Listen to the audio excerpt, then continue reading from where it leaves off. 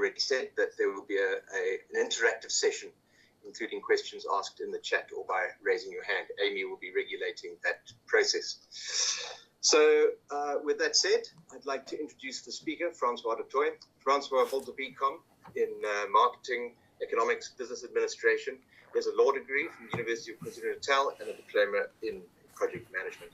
He lives in the Western Cape of South Africa in the town of Montague and is happily married to Claire, has two children, adults, and 4 dogs, not so adult. François has served as the CEO of the African Conservation Trust since 2008, where he has led a range of cultural, agricultural, biodiversity conservation and heritage projects throughout KwaZulu-Natal and in other parts of Southern Africa. In recent times, the focus of ACT has become the building of the conservation economy. This initiative and what we'll be hearing about today currently employs 2,500 people and operates in 4 provinces of South Africa as part of the Presidential Employment Stimulus Program and under the Social Employment Fund. ACT is a founder member of Frat-Free South Africa, seeking a sustainable fossil-free future in South Africa, uphold constitutional rights to a clean and healthy environment, and particularly looking at that from the community rights perspective within this space. ACT is also a founder member of Project Rhino, and for the years of Project Rhino provided secretariat, program management, and strategic oversight within this highly collaborative body in its quest to combat wildlife crime. François has founded and served on a number of NGOs, other environmental, social, and BEE trusts. He's done extensive work in community development, food security, waste management, and the environmental sector in general. He's a sought-after speaker and facilitator, and I can also add personally that François brings an energy and enthusiasm to environmental work that is absolutely contagious to the people he works with, providing inspiration when it's most needed within this very challenging sector. So with that, François, thank you for bringing us together for this afternoon. We look forward to many more, and can I hand over to you? You may indeed. Thank you very much, Paul. Is the audio all good there? A couple of thumbs up would be lekker. Good. That's great. Okay, great. Okay, so thanks, Paul. I think we're just going to kind of jump straight into it. We've got a couple of new faces here, a couple of old faces, and I just wanted to say thanks to Paul for opening the program and the session.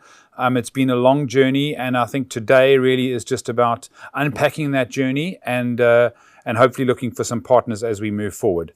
So, Mark, why don't you just fire up the presentation? I'm going to press my little buttons here and go to the beginning. And we go start slideshow. There we go.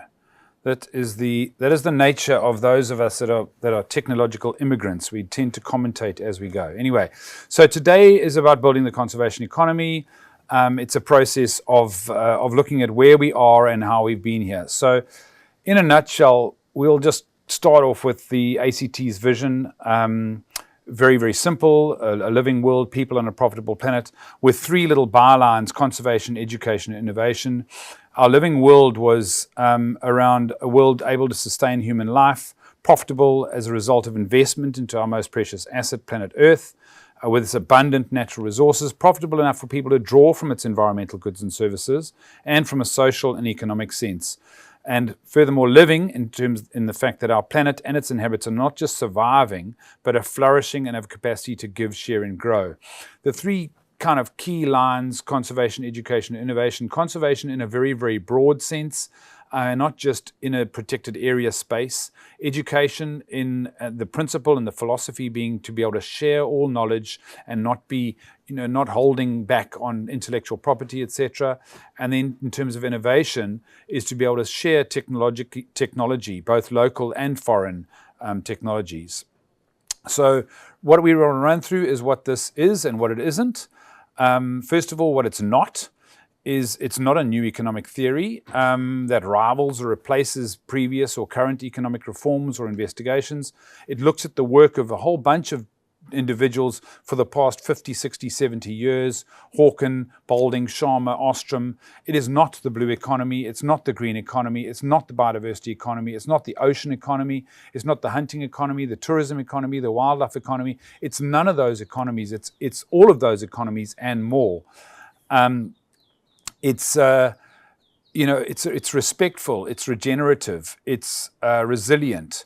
So that's effectively what this is. It's an economy that is focused most importantly on respect. We seem as humanity to have lost our respect for nature. We've lost our respect for each other as individuals. We've lost our respect for where we live, for our neighbors. In particular, ACT, we focus on rural areas. So many of the areas that ACT's worked in is inhabited by rural, impoverished people living close to ecologically significant areas. Those people feel trapped in poverty. And today is the first part of an ongoing investigation and dialogue into how these individuals in these, call them forgotten nodes, can find or rediscover a quality of life that makes sure that their well-being, that they themselves have a sense of well-being, and that they contribute to society as a whole, and also to local and global ecological well-being, as opposed to a relationship that is one that is burdening or depleting or dependent. A particular focus on food security, because that is so critical. We can't ask a deeply impoverished rural community to focus on broader environmental issues with an empty stomach. There's a lovely African saying that says an empty stomach has no ears, and that has been a very, very clear focus of African Conservation Trust. So our food security focuses on agroecological farming practices, trying to move away from what has become conventional agriculture, which is so clearly divorced from nurturing and care of the environment. We've also, working off our digital mapping unit, we have a personal passion for the Drakensberg, the Ukahlamba World Heritage Site, wherein there are plenty of sacred sites. We recognize the value of water and of landscapes in this sacred space. It also builds on the establishment of this applied ecology unit, which emerged at the beginning of initially the Makuzi River Conservation Project, and then in more detail on the Atala Project, and in that time to explore Theory U in the context of protected area expansion, Theory U being Sengi and Sharma and the Presencing Institute that has developed consequent to that. Looking at human-wildlife conflict, we were fortunate to have a very understanding donor in Humane Society International for 5 years. And the lessons that we learned in that process and subsequent to that is what has culminated in this us defining this narrative of the conservation economy. We're also acutely aware of collaborative efforts. So we're a founder member of those organizations, all of which are continuing in various ways, shapes, and forms. And also the significance of those is that the philosophies and the rationale for establishing these collaboratives is reflected within the UN treaties on climate change and biodiversity, which has been signed off by South Africa and a whole range of other countries. Furthermore, or rather in spite of all of these efforts of not just ourselves, but of other non-profit, non-governmental organizations, the situation's getting worse. The developing world will pay a hefty price in coming decades. The definition of these planetary boundaries has obviously expanded from 3 to 6 boundaries. The degradation and the impending crisis, these boundaries are exponentially being crossed. There's an acceleration of impact. The treaties that are signed at a national level are voluntary, and if one examines the outcomes of the latest COPs, you wonder what the point is. They basically either watered down entirely or completely ignored. And within this context, what we're looking at doing here is saying, okay, how do we build a conservation economy? How do we make sure that rural communities are able to respond and can contribute towards an impending crisis, which is going to affect the poorest of the poor first, before it affects those with significant resources? So in a conservation economy, we look at a range of different terms: the natural and environmental capital, social capital, economic capital.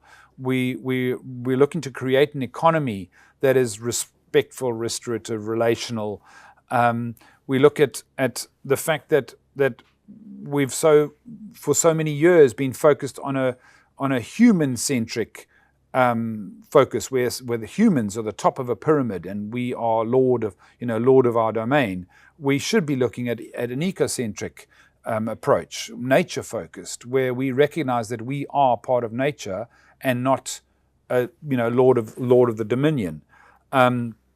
We're focused on communal versus community and community, that it is an interspecific and intraspecific. We're focusing on all species, not just the human species.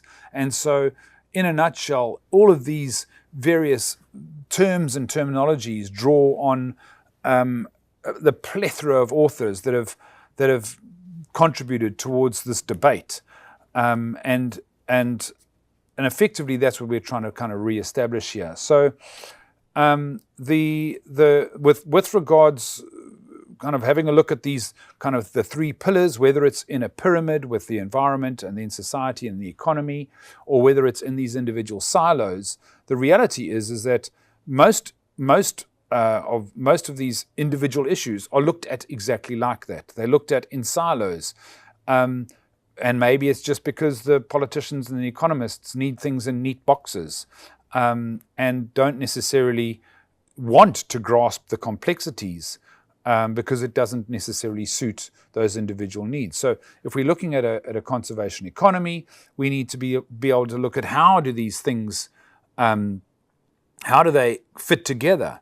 The term sustainable development, to be honest, has just become sustained development. The word sustainable is only useful to those who manipulate it and or define it.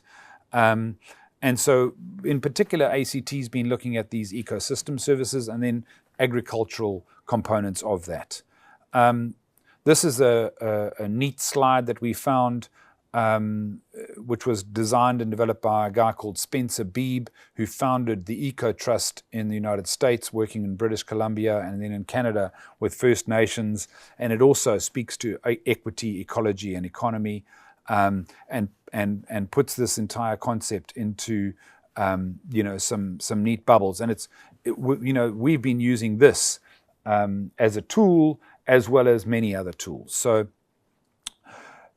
in a nutshell, the area that the people in the middle, for instance, represent the local community members who lack access to either systems or resources. What they tend to do then is, or we as parachuting nonprofits, identify opportunities and we seek to migrate out of this in order to participate. What happens then, though, is that they end up outside of the system rather than integrated within the systems, which means that we've got a perpetuated economic model of extraction. And the economic model of extraction is where individuals that are of value to a local community immigrate out of that. They remove then not just natural resources, but human resources as well. And we end up in this vicious cycle. So our focus with the conservation economy is to work at this level in order to integrate and mainstream both those economic systems and the economic resources, and to provide systems that enable a local community member to identify both the risk and the opportunity of staying or leaving, to identify the wealth within those local opportunities and the risk of leaving, that the big smoke and the urban centers are not the panacea for all one's problems, but could in fact exacerbate problems by by destroying a social fabric and creating an aspirational model that is quite frankly unsustainable. So in the process of unpacking this during the Itala project in particular, as I said, a 5 or 6 year period where we were working with a community, 7 different traditional authorities north of the Pongola River to look at a elephant range expansion program. And the concept of a polycentric hyper-local economy emerged where anecdotally we figured 5 or more sources of income are required for a local economy and or a community to be relatively stable, to be able to withstand the boom and bust of extractive industries, whether that is a shoe factory or a mine or a large tourism operator or a sawmill. Any one of those large employers, if any one of those collapses, one needs a whole series of interconnected economic opportunities to enable a community to be more resilient. So if we just take a step back and look at exactly where we are right now, or how we've got to here. So the project that I'm going to quickly touch on, which is this social employment project, we were very, very fortunate out of 300 odd organizations in 2022 to be selected as one of the implementing agents of the Social Employment Fund. It's part of the Presidential Economic Employment Stimulus. It's project managed by the IDC, which one wouldn't ordinarily associate with the non-profit sector, but to be honest, it's been one of the most fruitful, engaging, transparent, and learning opportunities for us as an organization. We're one of 30-something strategic implementing partners in this space. And as I said, we are now into the 3rd iteration of this program. So the project sites, basically, if you have a look at Africa, which is a continent, not a country, made up of 50-something different countries. We're sitting on the southern end of that. The focus of these strategic, or rather of the Social Employment Fund, is over 4 of our provinces, in Mpumalanga, or rather Limpopo in the far north there, then in Mpumalanga, KwaZulu-Natal and the Free State. Many of these are deeply impoverished. 3 of those provinces are of the most deeply impoverished provinces. And this is building on the legacy of the projects that we have instigated over the last 25 years. So we literally just re-engaged with all of our public partners or non-profit partners and community partners. Just to give you an idea, for instance, on the western boundary of Kruger National Park, where those dots are along Kruger Park here, there's about 3 million people living there. Incredible amount of pressure. And that is, that creates in itself a whole range of different problems rather. So here are our project sites in the Drakensberg, 12 teams looking at erosion control, developing of a network of trails and rock art monitoring.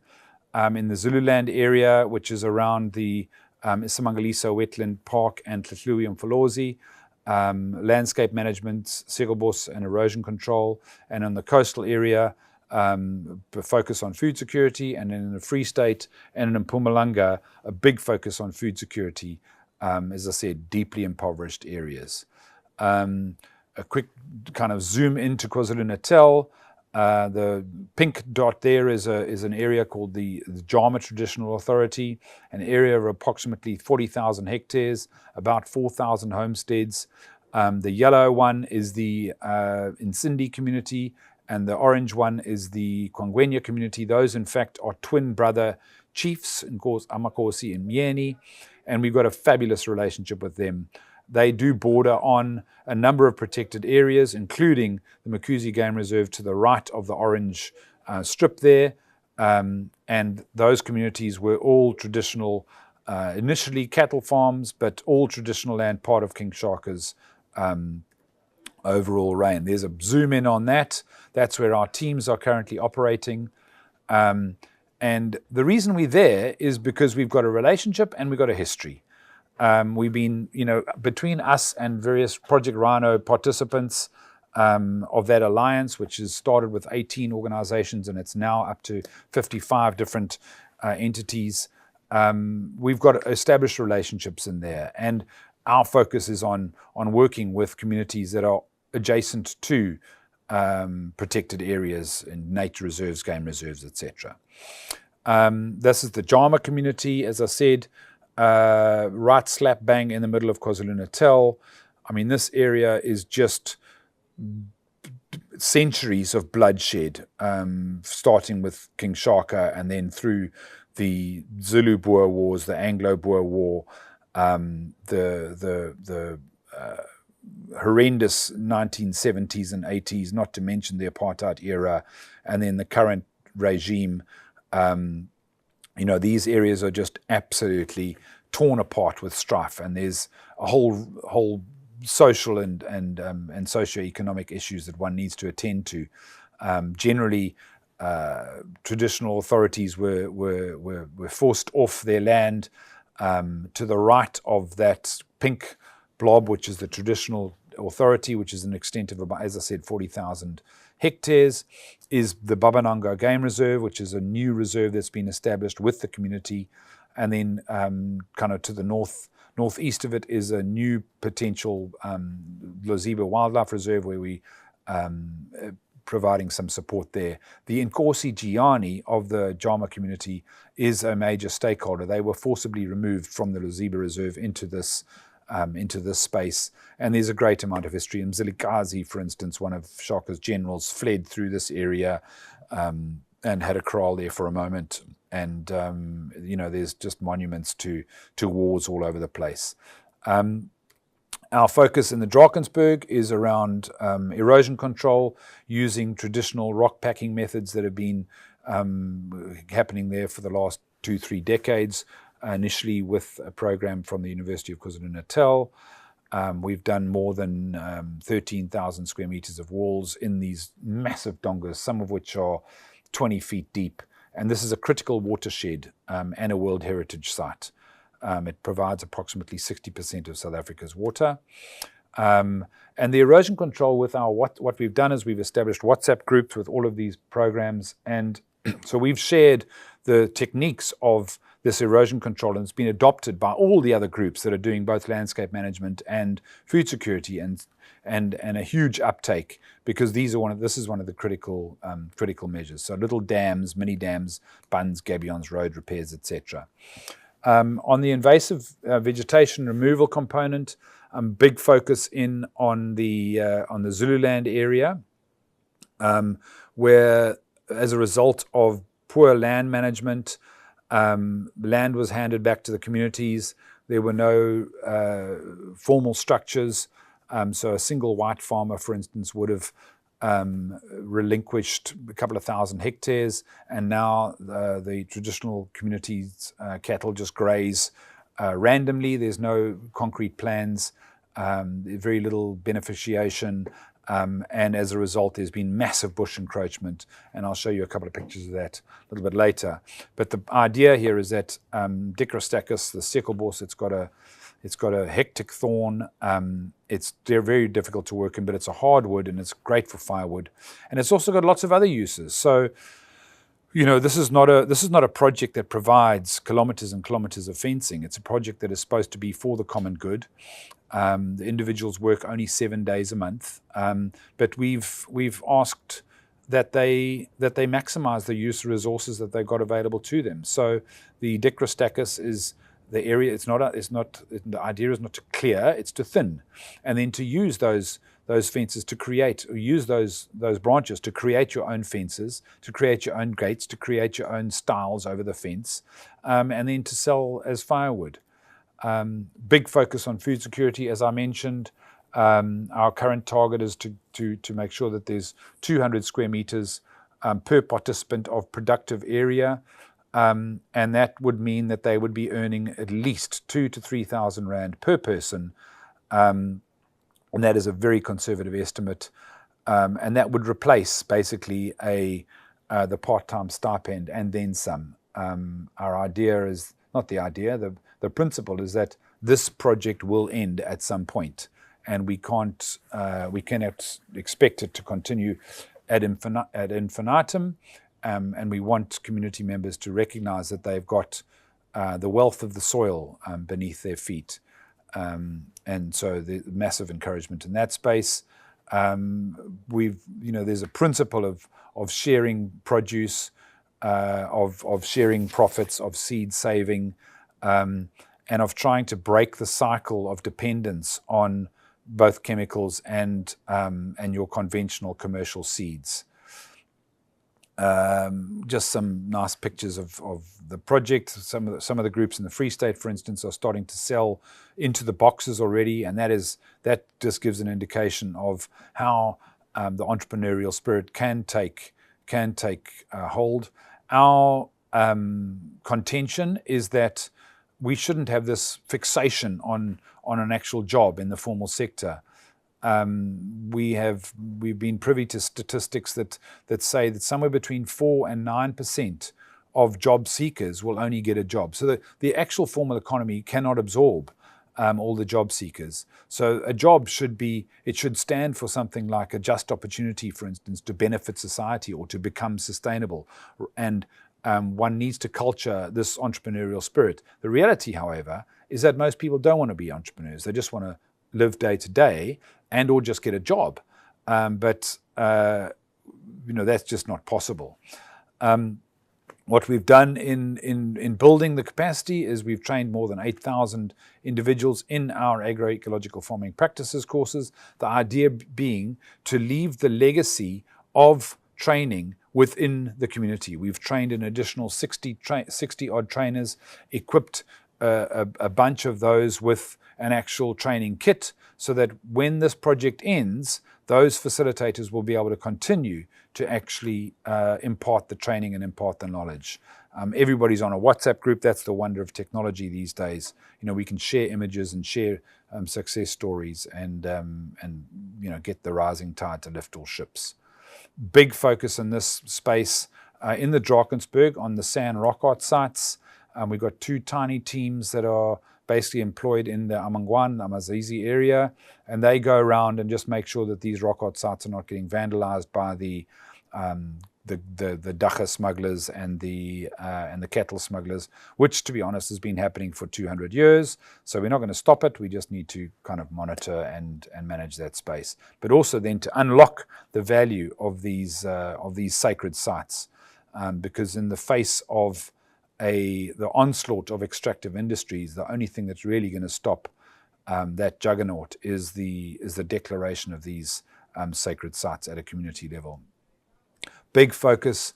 The theme of this program is on giving back, and so we've seen an incredible amount of volunteer hours. I'll touch on some project numbers just now. But just like, fixing pension payout points, cleaning pension payout points, providing food for a funeral or food to an old granny that is looking after a whole bunch of kids, helping to clean up all over the place, provide free firewood, a whole range of different initiatives that people are giving to. So in a nutshell, our project employment by numbers, just short of 2,500 teams at the moment, divided into 180 teams over 15 nodes, 202 team leaders and admin assistants. On average, it's 2,500 people over 10 months from the local communities, and that is a significant injection into each of these traditional authorities and each of these nodes. The fact that we've been able to do that for many, many months has made an incredible impact. It provides a stability, it provides a springboard into additional opportunities. It just enables a household that in many of these areas we're working we've got unemployment levels of 70 to 80%, even higher. And it's absolutely critical that these kinds of programs, these social employment programs, provide just a foundation for communities to be able to just kind of gather their wits and be stable. In terms of our project impact by numbers, we're looking at over 1,000 hectares of landscapes in those 3 key communities, the Kwangwenya, the Nsindi. We're also working with the Mandlakazis, which is on the western boundary of the Manyoni Game Reserve in the Makuzi area, to do the thinning of that alien and invasive vegetation. As I've mentioned, the vegetable garden, so looking at establishing 34 hectares. Now, 34 hectares for a commercial farm doesn't sound like a lot, but when one looks at the average income from a productive space, 200 square meters at a conservative 10 Rand per square meter per month, you're looking at, close to, basically that's 3.5 million Rand per month of value to those local communities. I mentioned the volunteer days. This is unheard of in the South African context, that volunteer days are given on a program like this. Most of the expanded public works programs, which are government funded, don't have this volunteer component. But we've had quite a strong focus that this is, it's not our project. It's not the Social Employment Fund's project. It's their project in their communities, and we expect them to give back. And we've seen a great uptake in that space. More than 51 tons of fresh produce donated.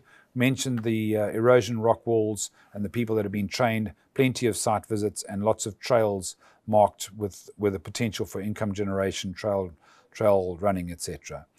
So when we started this project, we were reflecting on how are we going to get the message across. And the key question one has to ask oneself is, what is important? And I guess each one of us ask that as individuals and as institutions. That is the key question of life, isn't it? But if you break that word down, what has four letters? The first is W, water. Water is important. Without water, we don't live. But it also could be wealth. It could be wisdom. But we in South Africa live in a particularly arid country. But the issue is not necessarily that we have a lack of water. We have a lack of water management systems. And a natural ecosystem will look after water, whereas a degraded system won't do that. The second part of that, what stands for heritage. And that the question there is, who are we? What does it mean to be Du Toit? What does it mean to be Dlamini? What does it mean to be Kraya or Matenjwa or the Zulu? What does it mean?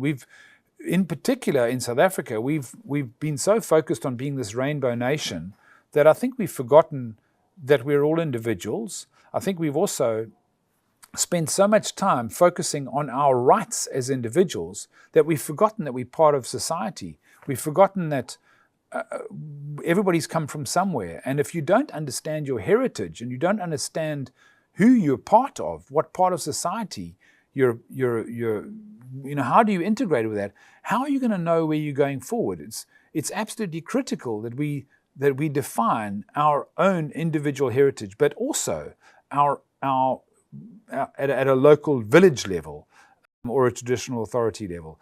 And I think that when I ask this question of the Amakosi and their sub chiefs, the Izinduna, and of individuals, there's often a recognition to say, we've kind of lost that component of us that identifies us as an individual within society and within nature. The third component of this is agriculture, and in kind of running through this process, I went back to the original Latin derivation of the word, and agriculture comes from the word agricolere, and agri obviously meaning land, and colere meaning to love, to nurture, to worship, to look after. And that is anything but what conventional, current, commercial agriculture is doing.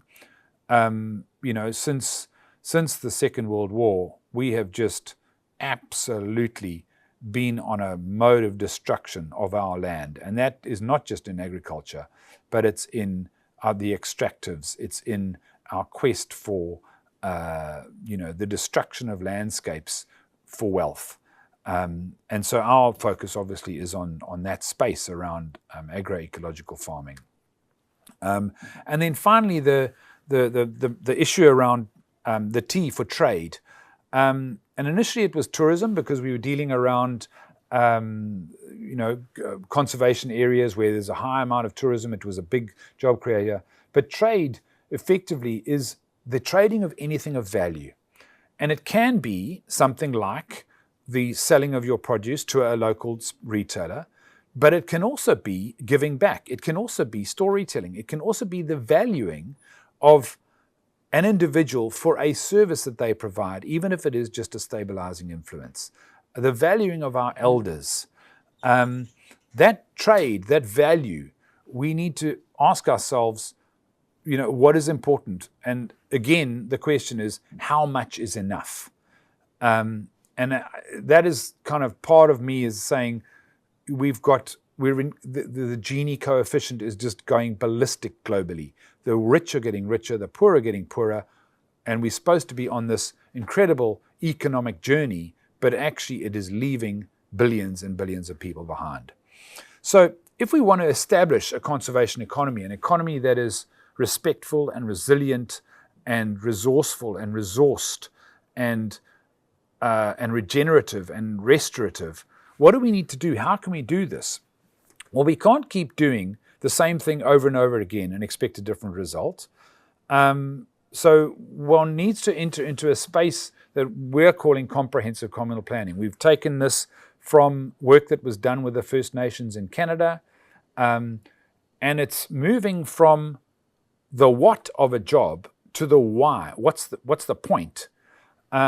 So like many project processes, there's a cyclical nature where the results of implementation contribute towards the next planning phase. You learn, you grow, you adapt. But in this instance, there's kind of overlaps between these three phases. And far from being problematic, this actually gives us an opportunity for feedback loops that will increase our project flexibility, will add resilience, and will also be in keeping with a highly participative, community-driven approach. And I won't even get into the fact of municipal integrated development plans being superimposed onto traditional authority spaces and communities basically feeling like they're being dictated to as opposed to included. So the areas that we are looking at engaging and developing this concept of the conservation economy with the comprehensive communal planning process are those three sites that are initially focused in on. And the process basically starts with this pre-planning phase where you're looking at baselines, you're doing some basic research, you're listening and discussing.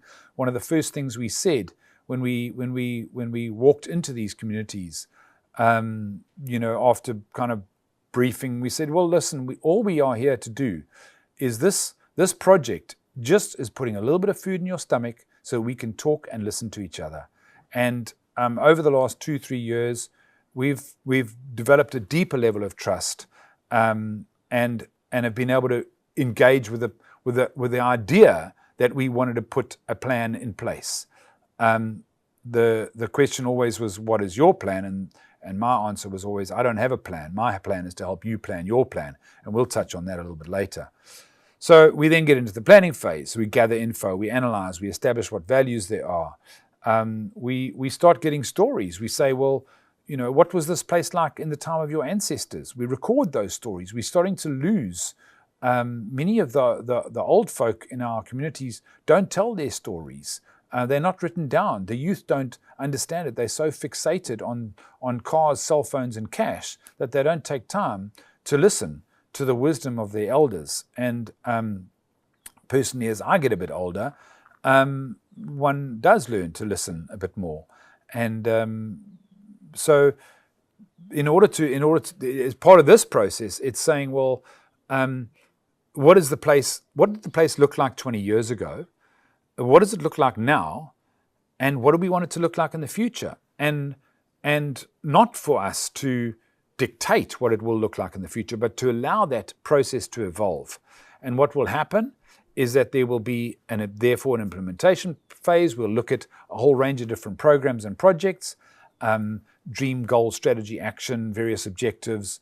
But these will be supported and confirmed by the baseline that we do, which establishes exactly where we are right now. So effectively what will happen is that we will have a whole range of different programs and projects. And here's the kicker, is that as a non-profit organization, from African Conservation Trust's perspective, it is critical for us that we work ourselves out of a job, that a community cannot be reliant on us forever, and that each of the program and or projects that are identified by the community, which themselves will have sub-projects and sub-activities, that yes, there will be a process of mentoring and oversight, there will be a process of guidance and of bringing in best practice, etc. But the long-term goal is that we should not, as a non-profit organization, exist for our own existence. And that is, I believe, a fundamental problem of many of the organizations. And yes, there is often self-interest involved. And, personally, sure, I want to make sure that I can provide for my family. But we cannot enter into this process with that philosophy. So each of the programs and the projects needs to be designed, developed, and implemented with the objective that it becomes self-perpetuating. So one has to ask yourself, what can we do differently? We need to recognize complexity. And that's why it's going to take 3 to 5 years to develop this. And we also need to recognize that there's going to be additional partnerships, that our role is not to be the expert in this space, but to listen and to allow the solutions of the community to emerge themselves. We need to recognize also that in this process, we need to leave our egos, we need to leave our assumptions at the door so that the community themselves feel free and engaged enough and respected enough to be able to allow their own solutions to come forward, even if they are initially ill-conceived and aspirational beyond the current resource constraints. One of the critical components, as I mentioned earlier, is around the municipal infrastructure or intermediate development plans, the IDPs, integrated development plans, that have been superimposed with municipal boundaries on traditional authorities whose traditional authority boundaries are geographical boundaries as opposed to, let's call them colonial straight boundaries that do not take into account traditional authority, areas of authority.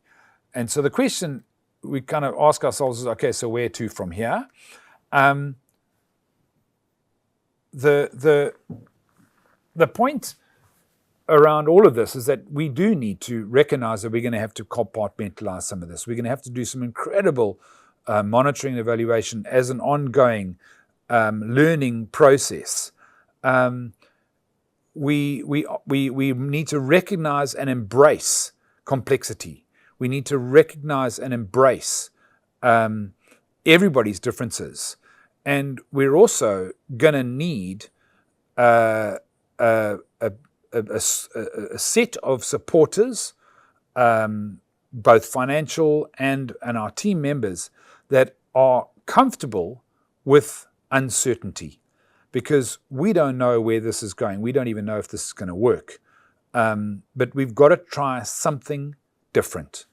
We've just been introduced to a poverty survey, a crowd called the Greenlight Office, and some incredible results coming out of the surveys that we've done at a very, very basic level. And there's two components to this particular aspect of monitoring. This is the baseline study, that's being done in our key areas. And there may seem to be a disconnect, for instance, between some of these broad categories. But that we'll dig deeper and we'll embrace whatever these are, these apparent disconnects are, as we move forward. But what this does, the outcome of this, is that it gives us as an institution a very clear idea beyond the available statistics that are gathered by universities and or Statistics South Africa. It gives us current and immediate needs and wants and desires as part of a stoplight process. It's a very, very simple tool. But more importantly, it gives the actual individual household their own snapshot of where they are right now. And one of the three key outcomes and benefits of this program was verbalized by the participants themselves, saying that they, for the first time, feel that they have a tool where they can see where they are and see where they're going. And that, for me, is the most exciting bit. So the M&E, or the monitoring and evaluation process, is absolutely critical. So in terms of moving forward, as I said, our plan is to plan their plan, to plan the plans. On the left-hand side, just under the plan, you'll see an area of deeply encroached landscape. On the right is a more thinned landscape. I'm not saying that these are ideal. I'm just saying these are images of where we believe we could and should be heading. Bottom left there is a community garden in the Limpopo province that has carved that garden literally out of nothing. And then really what we're looking for is creating these collaborative, restorative, regenerative, respectful, resilient, resourced, etc. landscapes. So cooperative livestock management. Taking a parcel of bush. When we first arrived at this community, that is what it looked like. A few months later, that was their first garden. We did not provide fences. They cut down the bushes themselves and created the fences. A couple of months later, or a year later, it looked like that. This is what it looks like close up.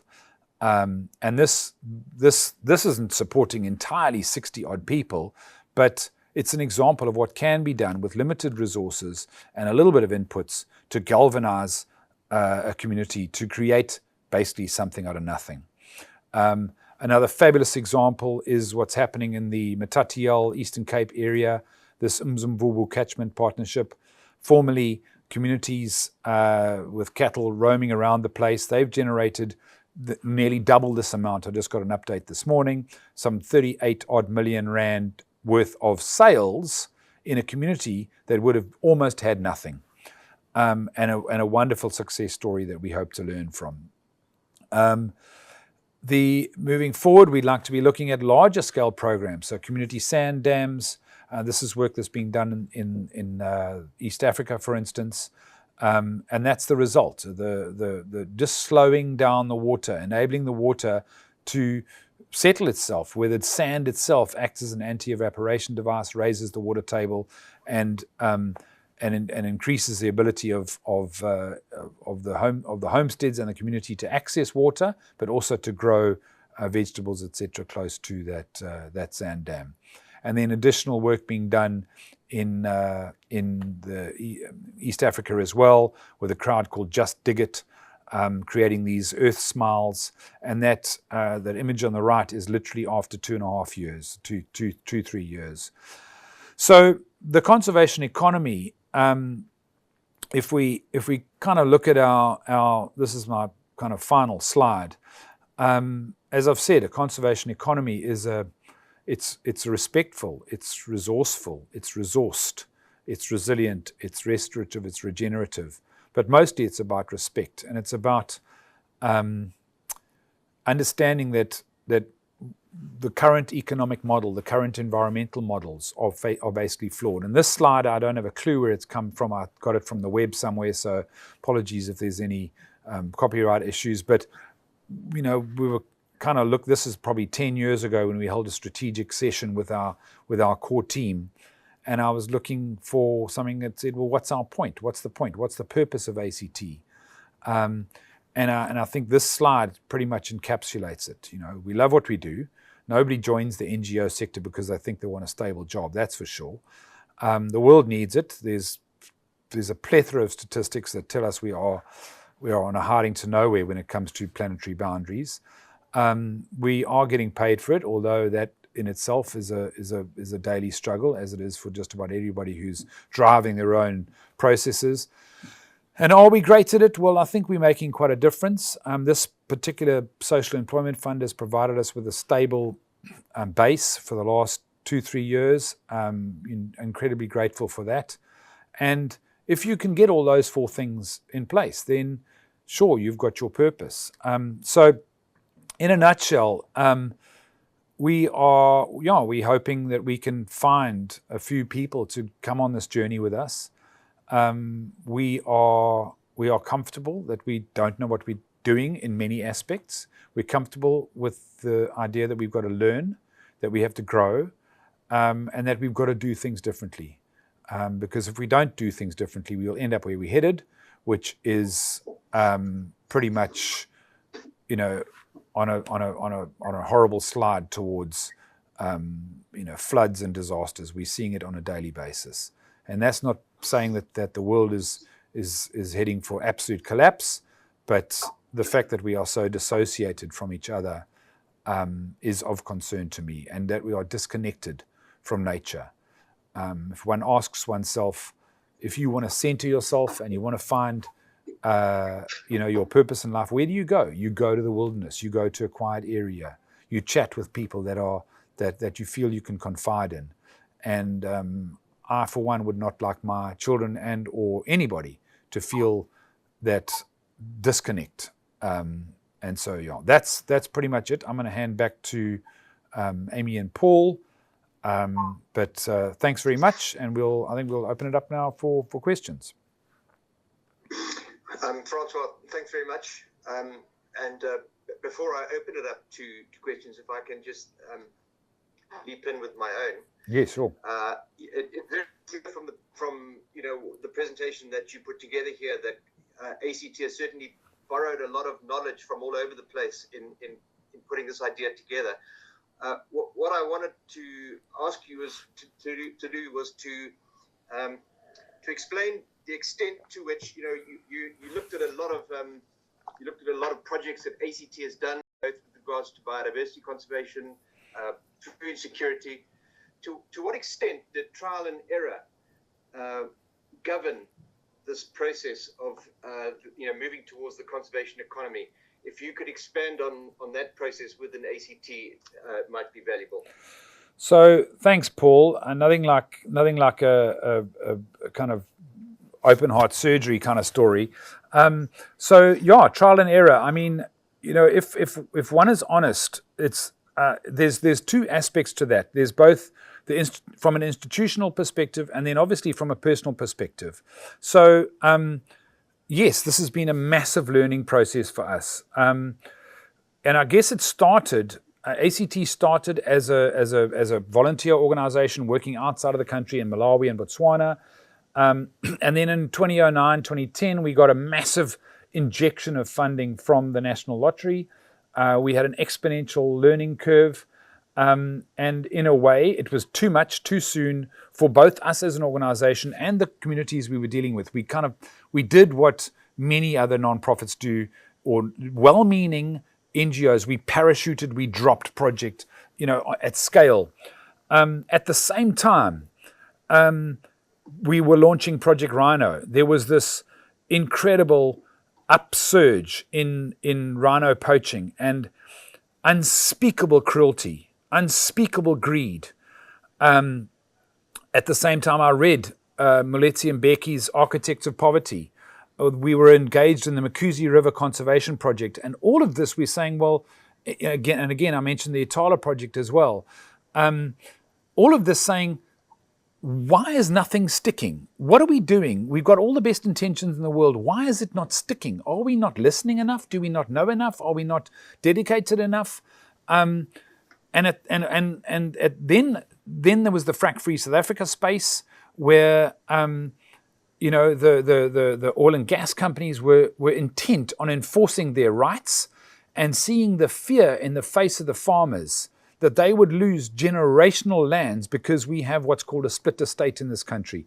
So all of these components in a relatively short space of time caused us as an institution to say, well, if what all the organizations, including ourselves, have done up to this point is not sticking, surely we've got to do something else. And so that enabled us to kind of step back. I mean, I think at that time I was introduced to Peter Senge and Theory U as well, about completely letting go of all your assumptions and all your egos to be able to say, well, how can I best listen? As a white male in Africa with a very Eurocentric background and quite a forcible personality, for me it was like start, stop. This is a project. It's got to be implemented. That's also the fault in many instances of the shorter scale projects that a project has a defined objective, a defined timeline, a defined budget. It doesn't allow for complexity. It doesn't allow any room to maneuver. If you want to get additional funding, you've got to tick those boxes and you've got to make sure that your funders are happy. And in many instances, I think many, and I say this with the greatest of respect to incredible organizations in the environmental sector and the social sector in this non-profit space, that they have become self-perpetuating. They exist to please the donors, they exist to please governments, they exist to create their own jobs, and are not necessarily too concerned about working themselves out of a job. So the trial and error for us was, yes, making some mistakes, certainly leaving some incredible impacts, but asking ourselves brutally, what is the point? And are we doing this for ourselves, or are we actually doing it for the right reasons? And so, not sure if that answers your question, but I mean, in a nutshell, it was both an institutional and a personal journey. As I crossed the 50-year boundary in my own personal life, and as ACT entered into its second hectic decade, we started recognizing that we have to do something different, and that's where we find ourselves now, is in this space of recognizing, in particular, complexity and being uncomfortable with uncertain outcomes, because those outcomes are not our outcomes, they're the outcomes of the community.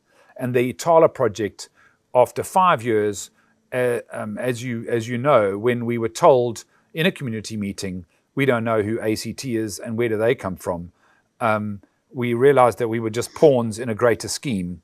And, so very, very hard lessons, but some really critical reality checks. And the search for the term of the conservation economy, what resonates with me most is respect. And often I'd say to myself, shut up and listen. But yeah, it's about respect, and it's about learning, deep learning from one's mistakes. Thank you, Francois. Awesome. Thank you, Francois. We do have a question in the chat box from Simone Dale. Simone Dale says, Francois, I loved some of that M&E photographic evidence, and well done on the great work. Some of the conservation economy concepts are a little complicated for me. So my question with the social safeguarding slant is, this process obviously involves intensive community engagement.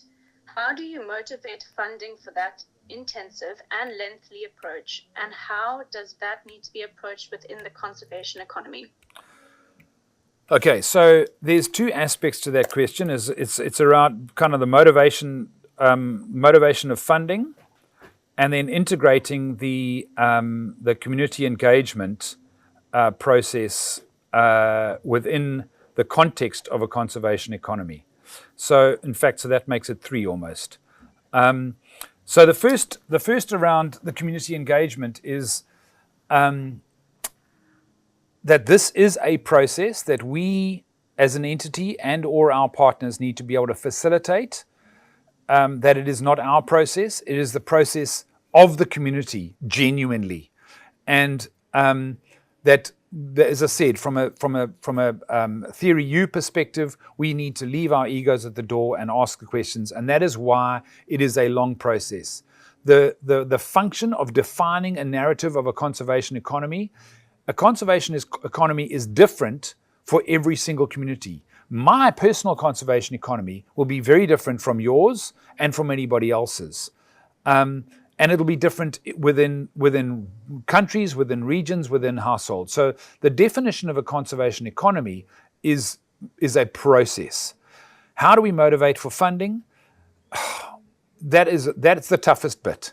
Most funders are looking for a clearly defined project with a clearly defined outcome and clearly defined benefits and a lovely tick box to say you've created X amount of gardens, etc., etc. That process, I don't know, is going to cut it. We need to move away from process. We need to move away from projects and into process. This project is a long-term project. Within the project is a process. And we honestly don't know where it's going. And that's why we need 3 or 4 communities where we can engage with this process at the same time, so that if at any point one of those processes slow down or are influenced by egos, we can move, we're working concurrently in 3 different areas, and that enables us to learn from each of those and to be able to grow as both institutionally and enable that growth space within the community. So the short answer is, how do we motivate for funding? Don't have a clue. This is for us the beginning of this process of these webinars is to define the conservation economy, to get that narrative out there.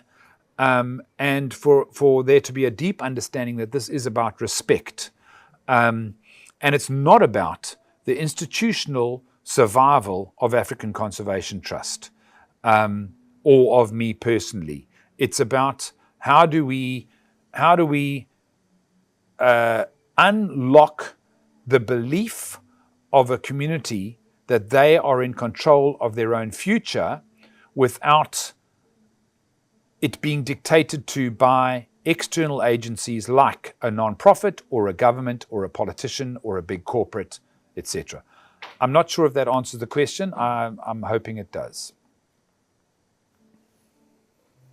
Thank you, Francois, and thank you, Simone, for your question.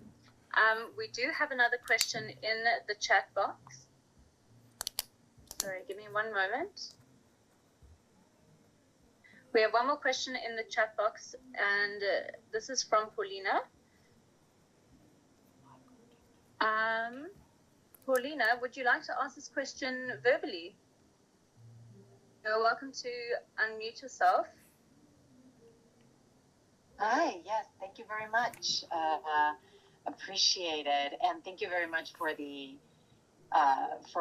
great explanation of how this can work, and be applied in our systems. I think it's very important, and we definitely need to scale up these efforts. I think that's one of the important things that we need to do. So my question is that a lot of people think that this kind of conservation economy, which I totally agree with. I'm a sustainability and conservation consultant, and economists sometimes or impact investing they don't believe that it contributes to capitalism.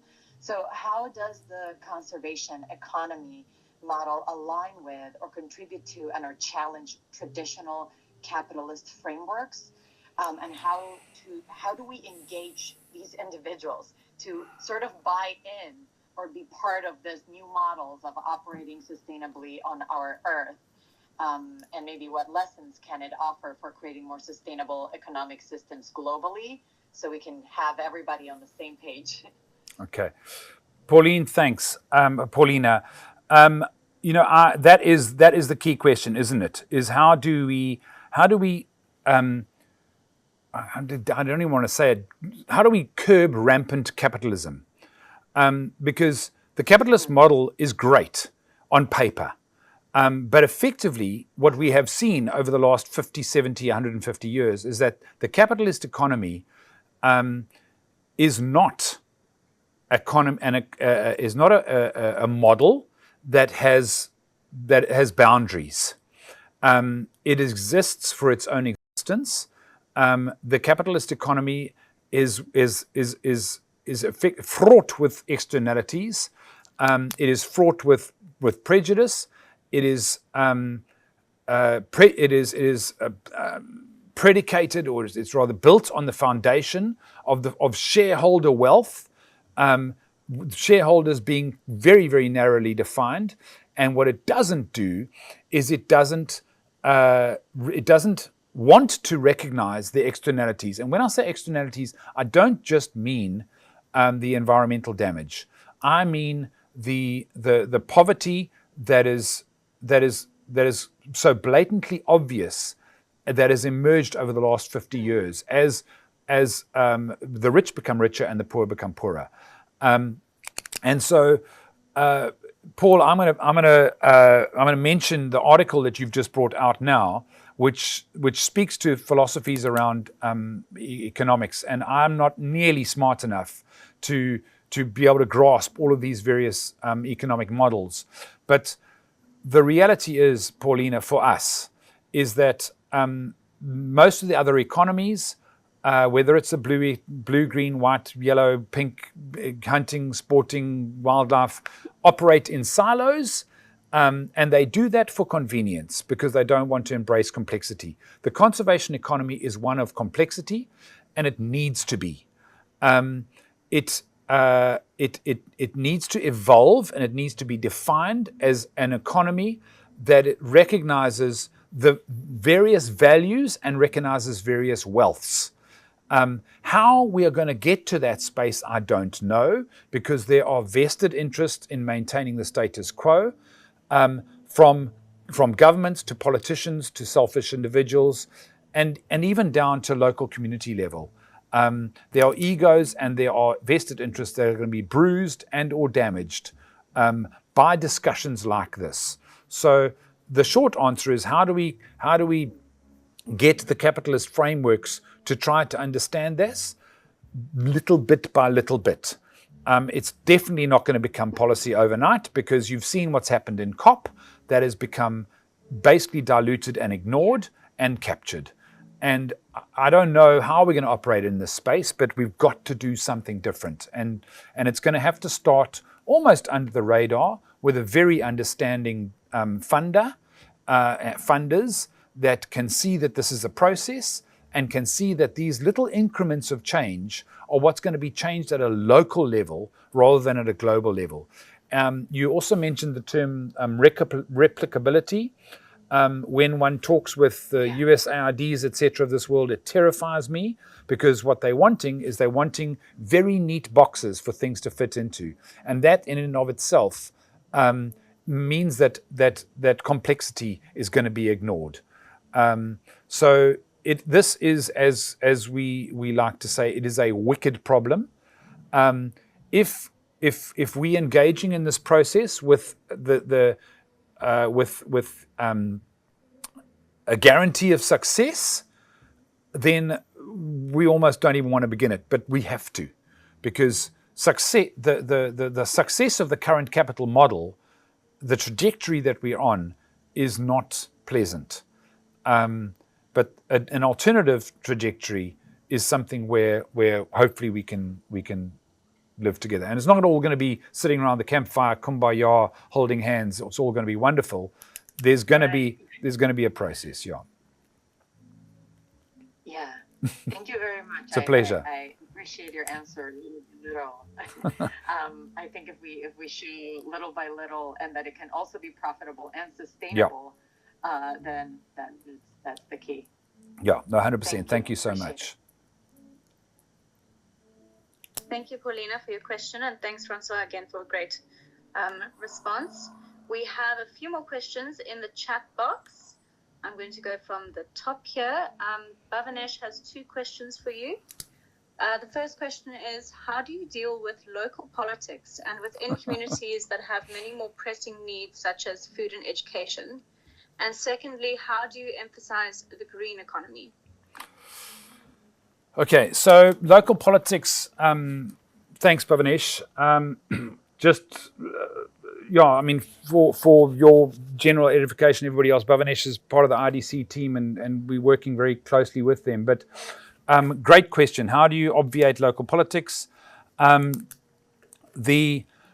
is the principle and the crux of the conservation economy, is that one recognizes the value of your local politicians. They are, dare I say, tools in more than one way. But the ultimate goal is that one has the local politicians behind you, that you've engaged them in a process, that what we're hoping in this space is that we get to a point where civil servants are both civil and servants. We need servant leadership. We need to go back to a space where becoming a politician and or becoming a councillor is not a sought after job for the fact that it's a job, but that is to serve communities. And yes, there are unbelievable pressing needs in both food and education and in social constraints. So there is no short answer.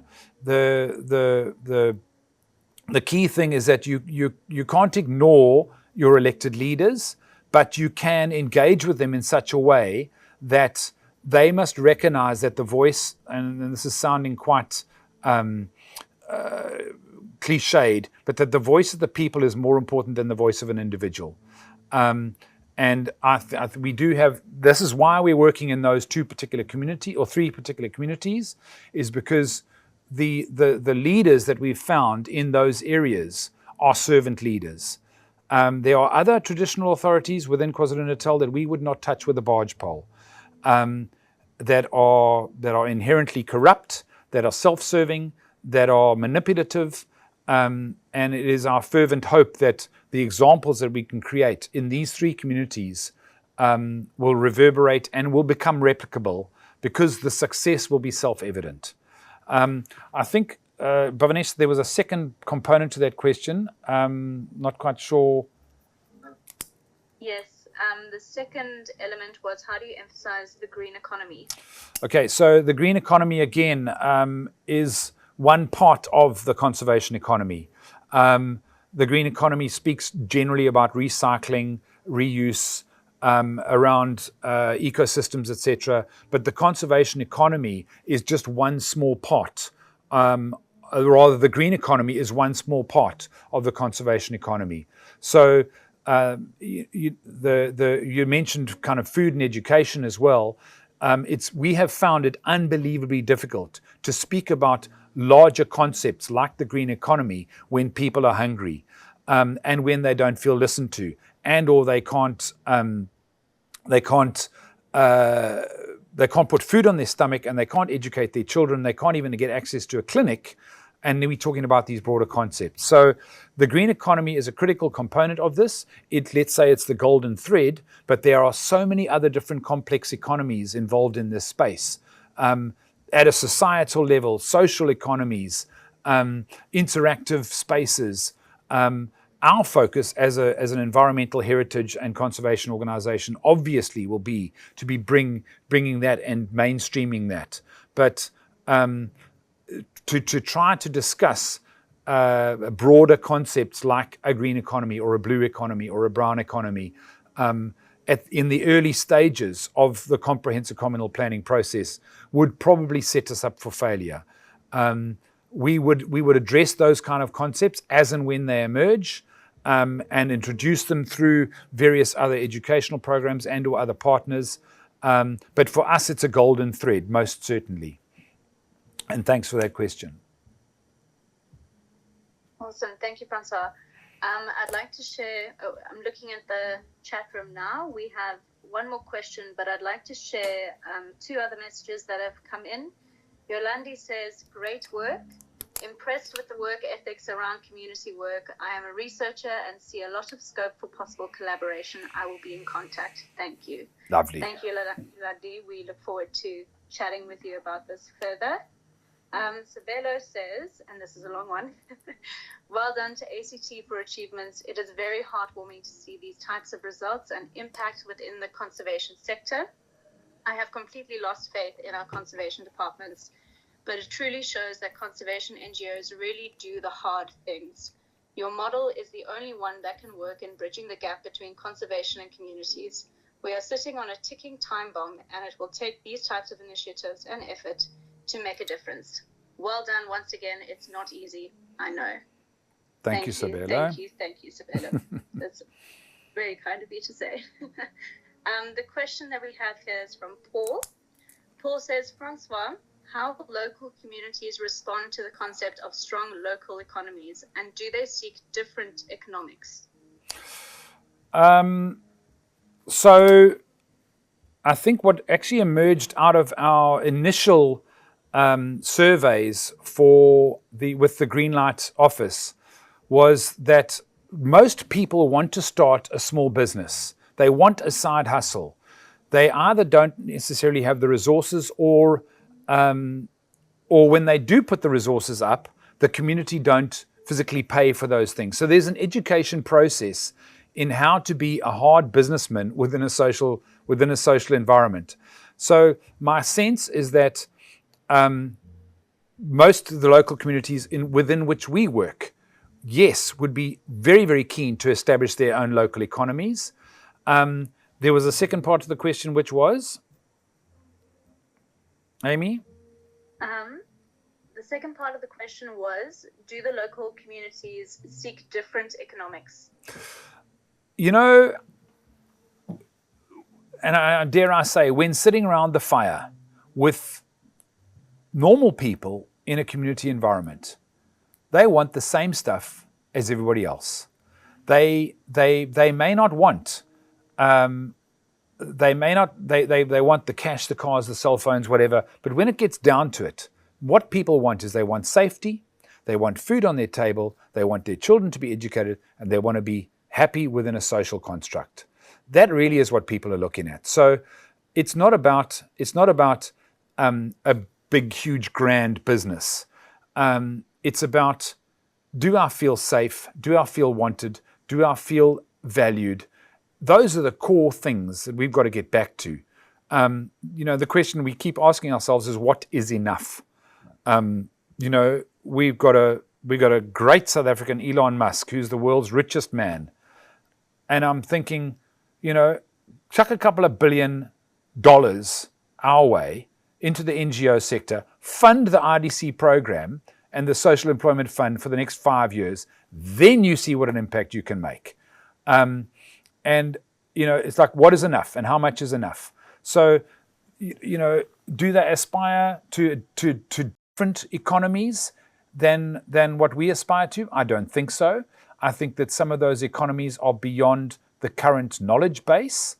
And any local economy, whether it is a local town economy or a rural economy, those will be based on the needs of that particular community.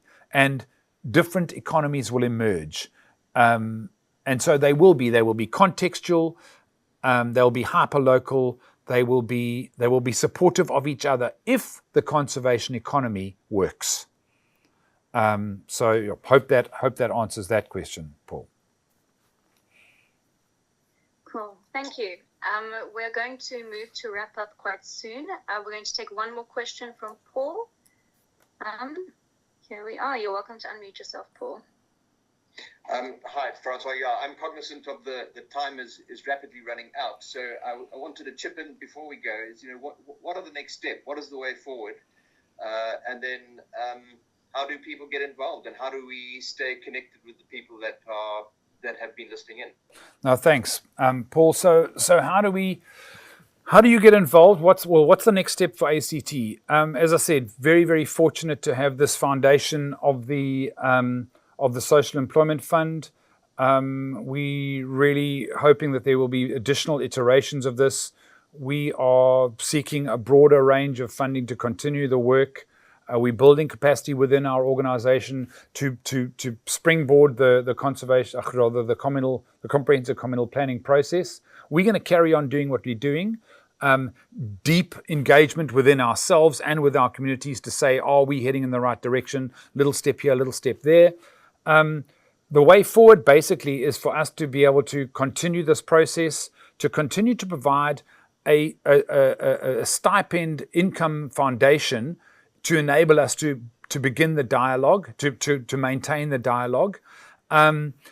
We would obviously like to double our impact. We're going to be focusing in attention on these 3 particular nodes, whilst maintaining the objectives and deliverables within the broader scope of the project.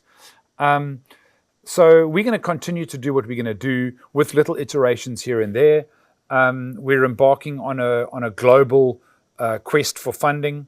We're working with other agencies within the Social Employment Fund network as well for a broader scale, larger intervention.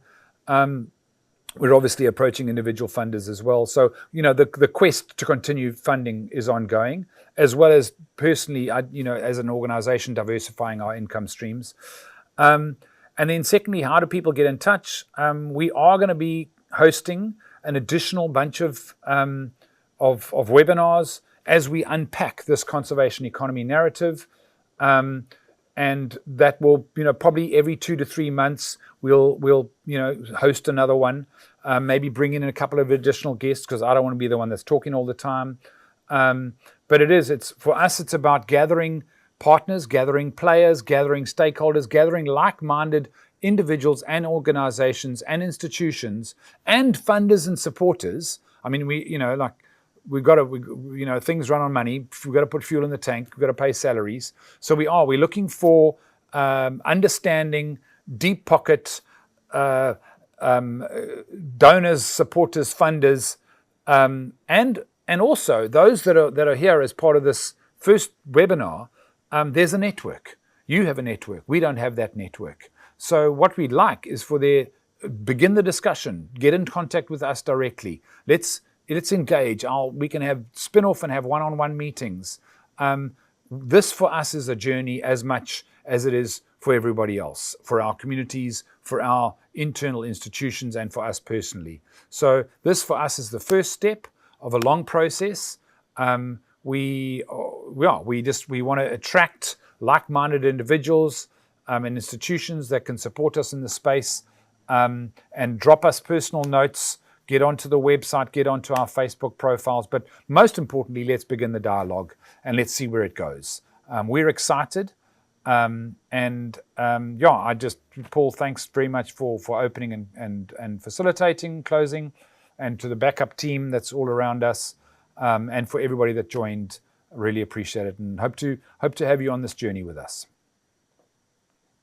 François, Cool. Thanks very much for that. And there was one thing you mentioned during the presentation was that this constitutes a wicked problem. Yep. So I think in terms of those that creating this dialogue, it's a preparedness for people to deal with something that's a big problem, and it has to be addressed with enthusiasm, without the idea that we're going to be instantaneously successful. 100%. So thank you to everyone who has joined this evening. And Francois, thank you very much for that presentation. Very informative, a hell of a lot to think about. And we look forward to the next one. And thanks to you all. Thank you very much, Paul, and thanks everybody, and we'll hopefully see you soon.